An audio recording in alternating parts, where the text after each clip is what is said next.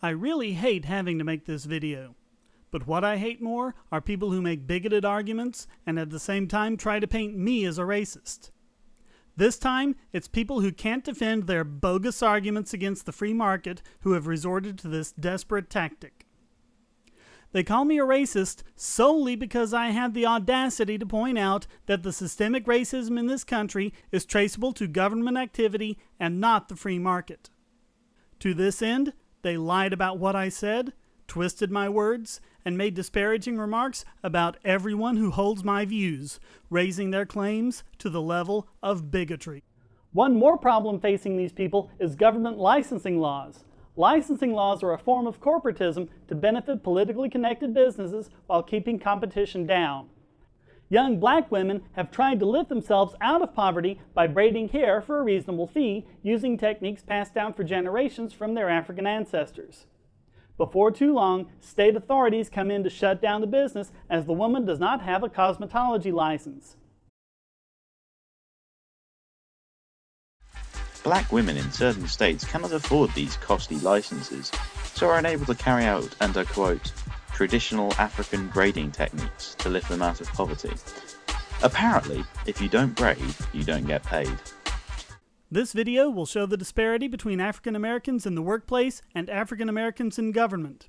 First, let's look at what those horrible, evil corporations are doing because, don't you know, they look for any excuse to hate black people and make them sit at the back of the bus. Those laws mandating it were just a coincidence, you know.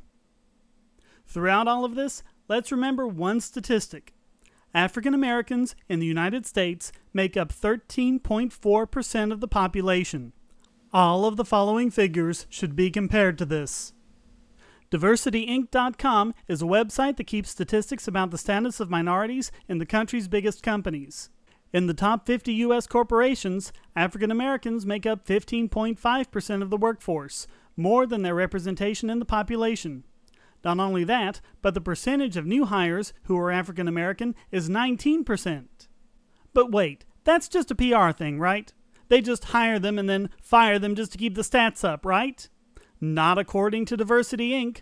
They found that rates of retention, regardless of whether it's employees or managers, is the same regardless of race or ethnicity, and promotions occur based on merit, again regardless of race or ethnicity. But wait, that's because of our precious government, right?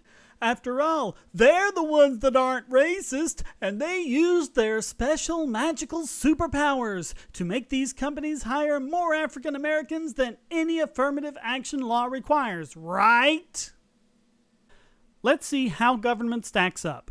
Remember, African Americans are 13.4% of the population. How many African American governors are there? 2. That's it. Only 4% of the governors of U.S. states. But hey, I'm sure it's better when you get to state legislators, right? Wrong. Only 9% of state legislators are African American.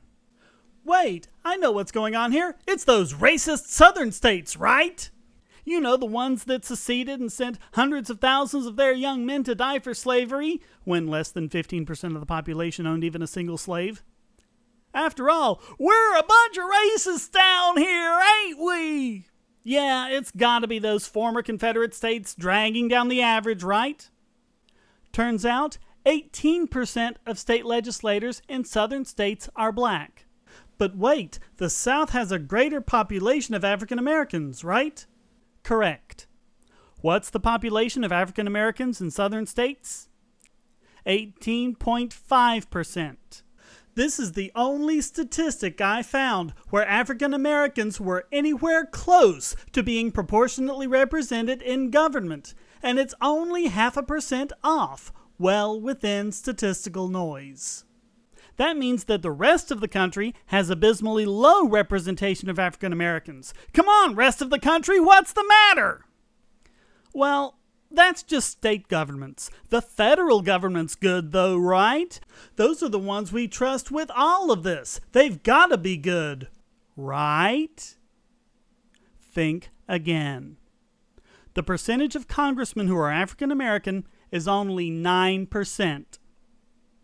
And how many African American senators are there? 1. Yes, out of 100 senators, only one measly percent is black. And he was appointed. And it caused a scandal. Think of how hard it is to win in a primary against entrenched Democrat and Republican candidates. Now look at how hard it is for someone to run as a third-party candidate and get anything resembling a fair chance. The truth is, both the Democrats and Republicans are running a good old boy network, and for the most part, African Americans are not invited, just pandered to. And you can't balance out all of that with a black president. It seems like everywhere we look in government, there's systemic racism. Over their lifetimes, 5.9% of Caucasian males will go to prison. What's the percentage for African American males? 33%. That's not just because of socioeconomic factors. African Americans prosecuted for drug charges are 20% more likely to go to prison than their Caucasian counterparts.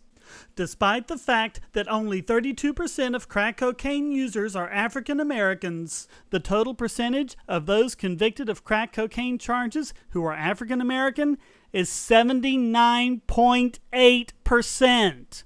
And that's been the case for more than 20 years.